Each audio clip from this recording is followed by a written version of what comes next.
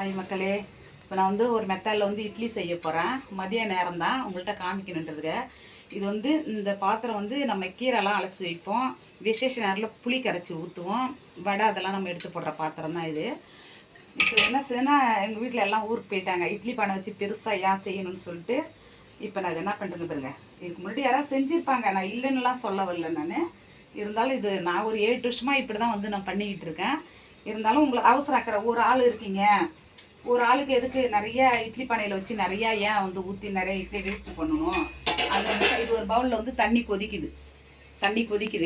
இதோ பாருங்கள், இதை வச்சுட்டேன். இந்த பாத்திரத்தை வந்து இந்த பவுலில் துணியை போட்டு இதில் வந்து வச்சுட்டேன். வச்ச பிறகு இப்போ என்ன செய்கிறேன்னாக்க பாருங்க, மாவு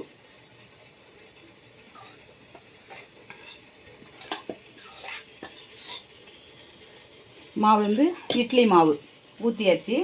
இட்லி மாவு ஊற்றிட்டு நம்ம இட்லி கொத்தில் எப்படி என்ன சிரமம் அது மாதிரி துணியை எடுத்து நம்ம அப்படி வந்து உள்ளே விட்டுக்கலாம். இல்லை அப்படியே கூட இருக்கலாம், ஒன்றும் தப்பு இல்லை. எடுக்க கூட கொஞ்சம் சிரமமாக இருக்கும்.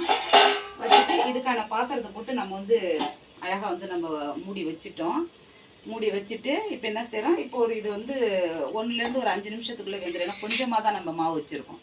இது வந்து வச்சுருக்கோம். இது இப்போ எடுத்த உடனே உங்கள்கிட்ட காமிக்கிறேன் மக்களே. இங்கே பாருங்கள், இப்போ வந்து இப்போ நம்ம ஊற்றி வச்சோம்ல மாவு, இப்போ பாருங்கள் இட்லி வந்து இப்படி தான் வரும்.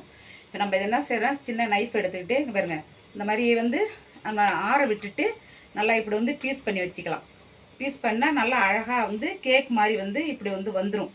இப்போ வந்து இது என்னன்னா, சின்ன குழந்தைங்க அடம் பிடிக்கிறாங்கல்ல சாப்பிட்றதுக்கு முடியாது அப்படின்னு சொல்லிட்டு, அவங்களுக்கெல்லாம் இதை காமிச்சாக்க அது நல்லா இருக்கே, கேக்கு மாதிரி இருக்குன்னு சொல்லிட்டு வந்து சாப்பிடுவாங்க. நம்மளுக்கு இது ஒரு வித்தியாசமாக இருக்கும். நீங்களும் இப்படி பண்ணுங்கள் மக்களே.